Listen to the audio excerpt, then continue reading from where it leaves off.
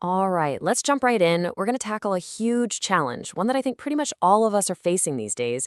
How do we get back control of our time? From that endless scroll, the just one more video trap, the constant notifications. This is all about learning how to break free. Sound familiar? I mean, we've all been there, right? You sit down, you have a plan. Maybe you're going to read a chapter of that book or get something done around the house, and then you look up, and poof, hours are just gone. You're left staring at the clock thinking, wait, what just happened? Where did my evening go? It's such a common feeling, so let's really unpack what's going on here. So, first things first, let's talk about what this problem really is. And I want to be super clear. This is not some personal failing. It's not about you having weak willpower. We're all up against something we can call the digital time trap. And believe me, it's a system that is expertly designed to derail even our best laid plans.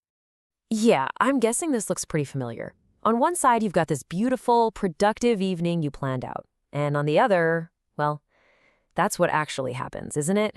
That little lie we tell ourselves, oh, just one quick video. And suddenly you're 2 hours deep in some rabbit hole you never intended to go down. It's a classic bait and switch, and our brains fall for it almost every single time. So the big question is, why? Why is it so unbelievably easy to get hooked like this? Well, let's dig into the science behind it a bit, because it's not an accident. These distractions are literally engineered to be compelling. Okay, so take a look at this. If you break down a lost 4-hour evening, it's kind of shocking. Over half of it, 55%, is just gone to mindless scrolling. Then you throw in binge watching, checking notifications, and what's left for what you actually wanted to do, a tiny little 5% sliver. It's just, wow. It's a perfect picture of how this passive stuff just eats up our active lives. And here's the thing, at its core, it's all about our biology. Our brains are hardwired, from way back to crave new things and get those little hits of instant gratification. And what do modern apps do? They serve up an endless algorithm-powered buffet of exactly that. It's like a fire hose of novelty. Every scroll, every like, every new video gives you this tiny little brain reward, this little dopamine hit. And that creates a loop that is just so hard to break. Okay, so that's the problem. It's big, it's real. But enough doom and gloom, right? We're not just here to talk about the problem, we're here for the solution. So let's pivot. Let's talk about how to reclaim your focus. And it really all boils down to one big shift in mindset. It's about going from being a passive consumer of content to an active creator of your own life. And the key idea, the tool we're going to use, is something called intentional time use. I love this concept. It's so powerful. It just means that instead of letting your day be dictated by whatever buzzes in your pocket or whatever the algorithm thinks you want to see, you decide. You decide in advance what's important, what aligns with your goals, and you build your time around that. It's all about being proactive instead of constantly being reactive. And this quote just hits the nail on the head.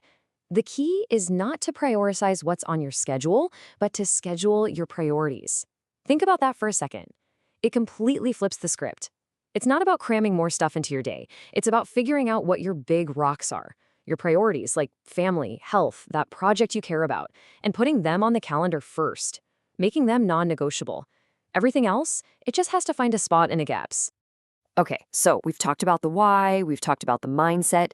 Now for the fun part, the how. Let's get super practical.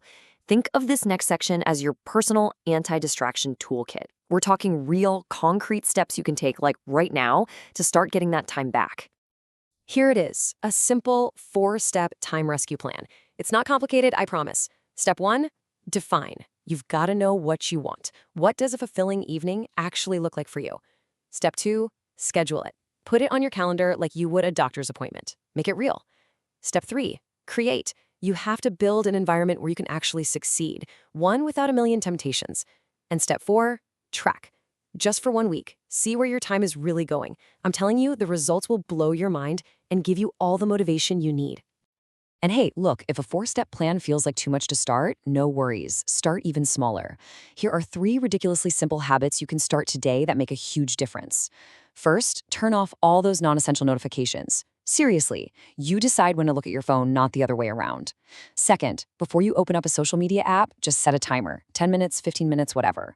And third, this one's my favorite, it's a game changer, put your phone in another room for an hour each evening. Just that little bit of friction, having to physically get up to get it, it works wonders. It breaks the spell.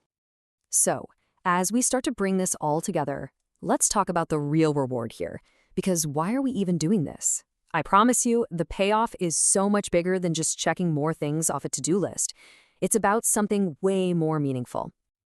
And this, right here, is the absolute heart of it. The goal isn't to become some kind of productivity robot, optimizing every single second of your day. No way. The real goal is to create space. Space in your life for the things that actually fill you up. You know, time to read a book, to have a real conversation, to learn that instrument you've always wanted to play, or even just to sit and think. It's about building a life that feels intentional, a life that's truly yours, not one that's just reacting to a screen. So I want to leave you with this one final thought. As you start to claw back these hours, pulling them out of that digital void, they're not just empty hours, they're building blocks. They are the raw material of your life. And now, they're yours again? The only question left is, what are you going to build with them?